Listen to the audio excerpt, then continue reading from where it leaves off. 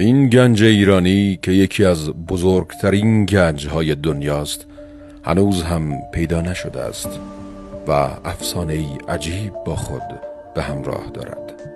اگر در فضای اینترنت بزرگترین گنج‌های گم شده دنیا را جستجو کنید، خواهید دید که این لیست یک گنجینه بسیار بزرگ را در خود کم دارد و آن بزرگترین گنج ایران است که گم شده و هنوز هم پیدا نشده است.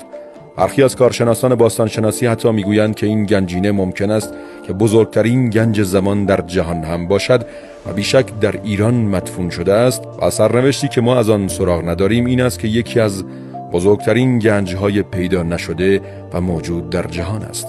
حال به نظر شما این گنج مدفون در کجای ایران است؟ این گنج بسیار بزرگ از دوران ایران باستان که در دست پادشاهان هخامنشی بوده است را سرنوشت‌های مبهمی همراهی کرده است. میگویند که بخشی از این گنج را امپراتور مقدونیان زمانی که در سالهای حدود 334 قبل از میلاد به قلمروی پادشاهی ایرانیان و در زمان امپراتوری هخامنشیان و حمله‌ای که به ایران صورت داد را به تسخیر خود درآورده و با خود از ایران خارج کرده است. اسکندر مقدونی در حمله به ایران و قلمروی امپراتوری هخامنشیان فقط از یک بخش بیش از 1000 تن یا به حساب سرانگشتی دیگری بیش از 50 کاروان بزرگ از حیوانات بارکش که فقط غنیمت یکی از شهرهای ایران را با خود هم می‌کردند را برده است. البته بهتر است بگوییم که به تاراج برده است. البته داستان تاراج این گنج‌ها به همین جا ختم نمی‌شود.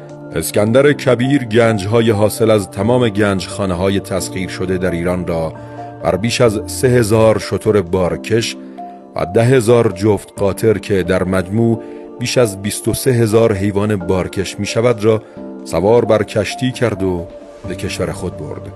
اسکندر در آن زمان در ایران حدود 19 تن و 650 کیلوگرم و تقریباً 980 کامیون باری که 20 تن بار مملو از طلا و نقره را هم می کرد به غنیمت گرفت و به سرزمین خود برد و این بدون احتساب سنگ‌ها، جواهرات و هزاران شیء گرانبهای دیگری بود که در این گنجینه‌ها وجود داشت.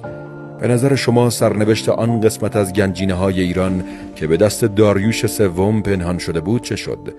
داریوش سوم آخرین پادشاه سلسله هخامنشیان با کاروانی کوچک از گنجهایش به اقامتگاه تابستانی خود در هگمتانه که شهری تاریخی است و امروز شهر همدان است رفت. بنابر اسناد باستانی موجود داریوش هخامنشی قبل از آن که بمیرد دستور داد که تمامی طلاها، نقره‌ها و اشیاء قیمتی دیگر را در نزدیکی شهر دفن کنند.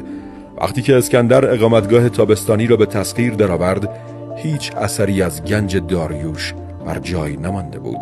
اسکندر نیروهایش را وارد کرد و هفته‌ها در اطراف شهر به دنبال گنج مدفون گشتند که در اصل جستجویی بی‌حاصل و بی‌نتیجه بود.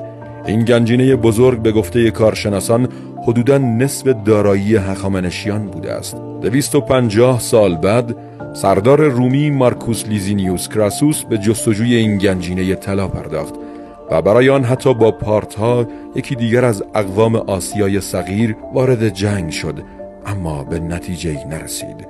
بعد از او پارتها سرداران رومی جولیوس سزار، مارکوس آنتونیوس و همچنین امپراتور روم نرون نیز همگی به دنبال گنج داریوش گشتند، اما به هیچ نتیجه‌ای نرسیدند و اما آخرین بار که تلاشی برای پیدا شدن این گنج صورت گرفت در سال 1352 بود که به هیچ نتیجه‌ای نرسید.